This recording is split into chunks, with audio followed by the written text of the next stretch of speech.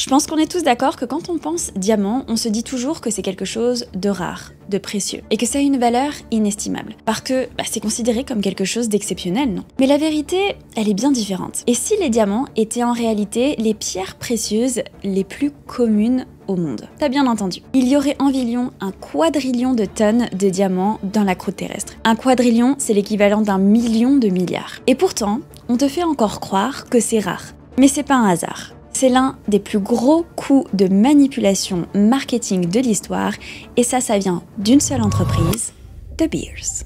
Mais avant de commencer, hi et bienvenue dans un nouvel épisode. Aujourd'hui, on va parler diamants et voir si c'est un bon investissement. Alors revenons un peu en arrière, en 1987. La riche famille Rothschild décide de participer au financement de la création des mines de diamants De Beers en Afrique du Sud. Après un financement par les Rothschild des mines De Beers, la famille Rothschild, avec sa branche française, les frères Rothschild, prend le contrôle de la compagnie minière de cuivre Rio Tinto et devient le principal actionnaire de De Beers. Cette implication financière, elle joue d'ailleurs un rôle important dans le développement et la prospérité de l'industrie du diamant en Afrique du Sud et contribue bien sûr grandement à la richesse et au prestige de la famille Rothschild. Et grâce à ça, petit à petit, De Beers développe et commence à prendre le contrôle de plus en plus de mines de diamants dans le monde.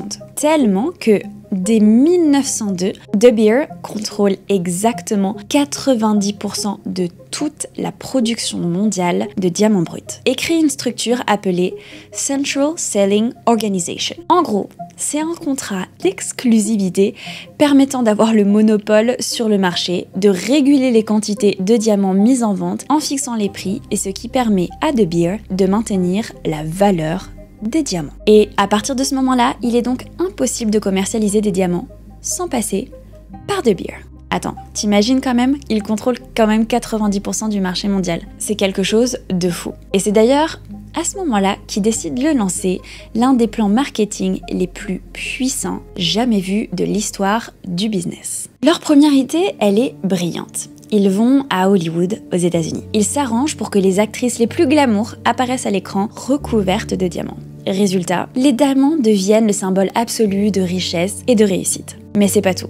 Ils continuent leur lancée et dans les années 1930, pendant la crise économique, lorsque la demande chute, De Beers relance la machine. Ils vont quand même pas se faire avoir et c'est important que leur business fonctionne. Ils vont donc faire des campagnes publicitaires avec des photos de stars couvertes de bijoux à nouveau. Et en 3 ans seulement, les ventes de diamants augmentent de 50%. Mais c'est toujours pas tout. Si, parce que certes, ils mettent des bijoux sur les stars, mais comment faire pour que monsieur et madame tout le monde achètent des diamants? Eh bien, ils décident de faire passer un message qui est encore largement présent dans nos sociétés, qui est que si l'on veut demander sa femme en fiançailles, il faut lui acheter le plus gros et le plus beau diamant. Il y a même des campagnes qui disent que la bague de fiançailles doit coûter 3 mois de salaire. Donc ça veut dire que si tu gagnes 5 000 €, alors ta bague de fiançailles devrait coûter au minimum 15 000.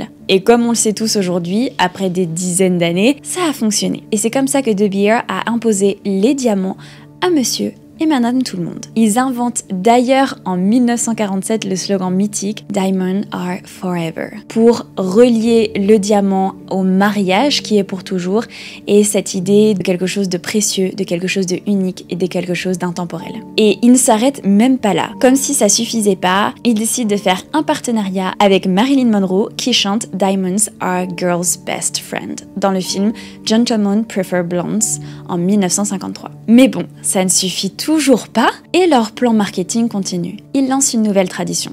Parce que oui, on ne se marie normalement qu'une fois dans une vie. Et si on lançait une tradition qui disait que chaque année, pour ton anniversaire de mariage, tu devrais offrir un bijou de diamant à ta femme. Clairement, ils ont bien exploité leur créneau. Et surtout, ils ont fait plier des millions de personnes et ils les ont presque obligés à acheter quelque chose qu'ils ne pouvaient pas forcément se permettre. Parce que oui, 3 fois son salaire pour une bague, c'est gigantesque. Alors oui, là tu dois te dire, ok, on achète des diamants pour des fiançailles, mais on les achète parce que c'est cher, c'est rare, c'est précieux, et donc sa valeur, elle dure dans le temps.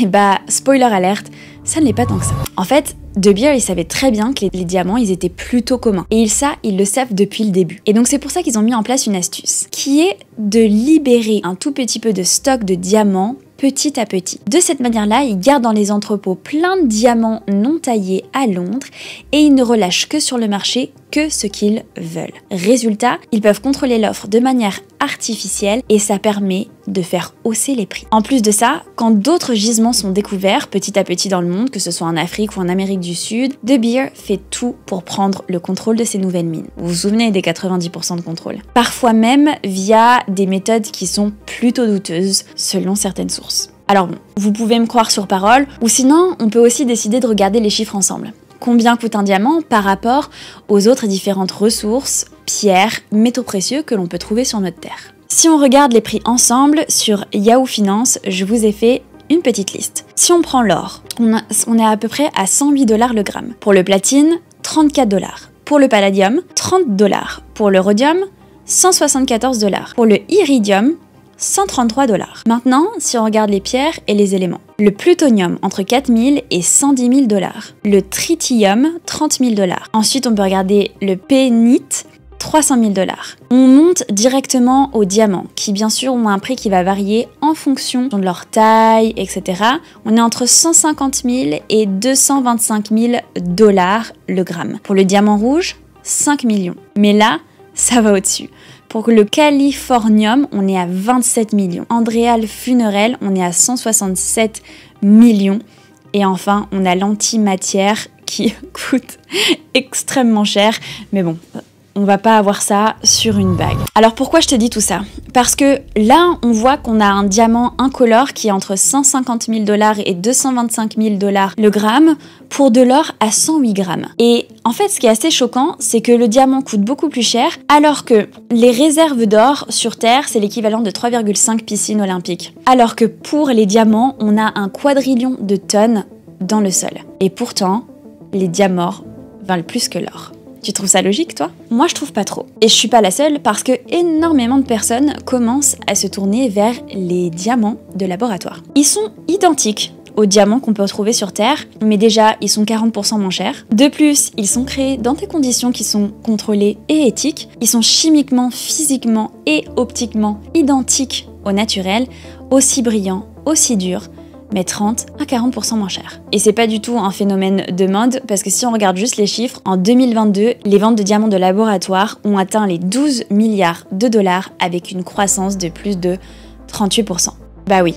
Si t'as le choix entre des diamants extrêmement chers et pas très éthiquement sourcés, et des diamants beaucoup moins chers qui sont identiques et en plus éthiquement sourcés, prends vite ta décision pour choisir lequel tu vas acheter. Et donc, comme tu t'en doutes, ces diamants de laboratoire, ils font du mal à De Beer. D'après les dernières données, on sait que De Beer a mis en œuvre l'une des baisses de prix les plus significatives de son histoire en janvier 2024. Ensuite, en août 2024, il y a une chute d'ailleurs marquée du prix des diamants de terre entre 5 et 15%. Pour préciser ici, en 2023, De Beer avait déjà baissé ses prix de environ 40% parce que eh bien, les diamants de terre, ils sont de moins en moins attrayants. Si on regarde d'autres chiffres, en août 2024, les revenus ont baissé de 21% par rapport à 2023 et surtout, les diamants artificiels représentent environ 20% du marché en 2024. Dernier petit chiffre pour voir si le diamant est un bon investissement, les exportations de diamants synthétiques ont augmenté de plus de 42%